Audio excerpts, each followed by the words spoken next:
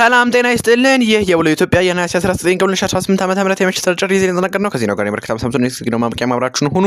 በመጀመሪያም አርዕስተ ዜናን እናስቀድም። በመጀመሪያም የትምህርት ምዘናና ፈተናዎች አገልግሎት እንግዲህ መልእክቱ ለ12ኛ ክፍል ተፈታኞች ያስተላልፋል። ስለዚህ የምንመለከት ይሆናል። እንዲሁም በከተማችን ላይ ከሚታየው ለውጥ ሁሉ የሚልቀው ለነገዋ ሴቶች ላይ እያየን ያለነው ለውጥ ነው ሲሉ ከንቲባ አዳነች አቤቤ ገልጸዋል። ስለዚህ እንመለከታለን።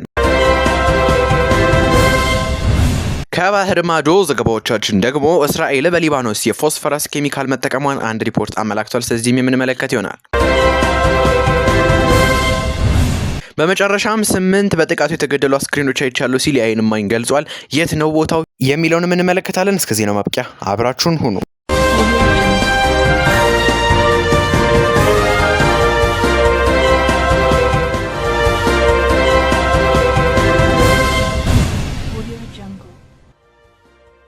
በመጀመሪያም ተማሪዎች ከምሽቱ 1 ሰዓት ጀምረው ውጤታቸውን ማየት ይችላሉ ሲል የትምህርት ሚኒስቴር እንዲሁም የትምህርት ምዘናና ፈተናዎች አገልግሎት ገልጿል። የ2018 የትምህርት ዘመን የኢትዮጵያ ሁለተኛ ደረጃ ትምህርት ማጠናቀቂያ ፈተና ውጤት የሚገለጽባቸው አድራሻዎች ይፋ ሆነዋል።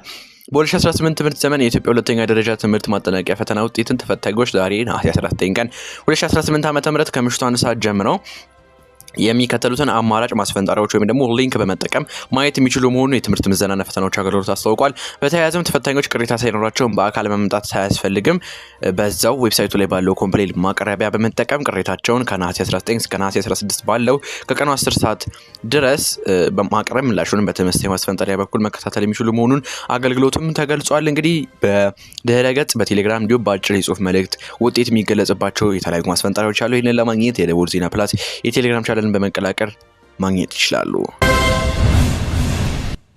በከተማችን ላይ ከሚታየው ለውጥ ሁሉ የሚልቀው ለነገዋ ሴቶች ላይ ያየን ያለው ለውጥ ነው ሲሉ ከንቲባ አዳነች አቤቤ ገልጸዋል።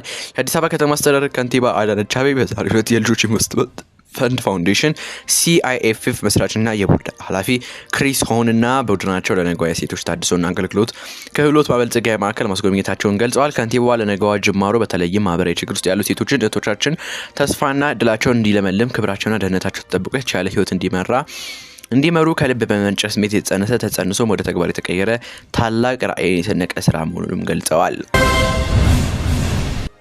ከባህር ማዶ ዜናዎቻችን ጋር ተመልሰናል ተመልካቾቻችን። እስራኤል በሊባኖስ የፎስፈረስ ኬሚካል መጠቀሟን አንድ ሪፖርት አመላክቷል። የእስራኤል ጦር በደቡብ ሊባኖስ ባደረገው ጥቃት በዓለም ላይ የተከለከለውን የጦር ኬሚካል መጠቀሙን የሊባኖስ ብሔራዊ ሚዲያ አስታውቋል። በተለይም በማንሱሪ ማጅዳል ዙንና ባልት አልሳያድ ከተማ በኬሚካሉ መጎዳታቸውም ተመላክቷል። ዘገባው የአናዶሉ ኤጀንሲ ነው። 8 በጥቃቱ የተቃጠሉ አስክሬኖችን አይቻለሁ ሲል የዓይን እማኝ ገለጸ።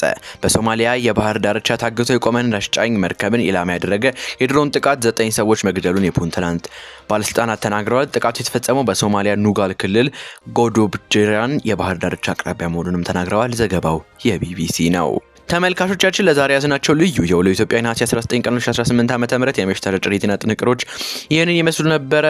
ከዜናው ጋር የበረከታ ሳምሶን ነበርኩኝ። የደቡብ ዜና ፕላስ የቴሌግራም ቻናልን በመቀላቀል ሰፊ ዜና ጥንቅር ያገኙ። በሌሎች ዜናዎች እስከምንገናኝ ሰላም።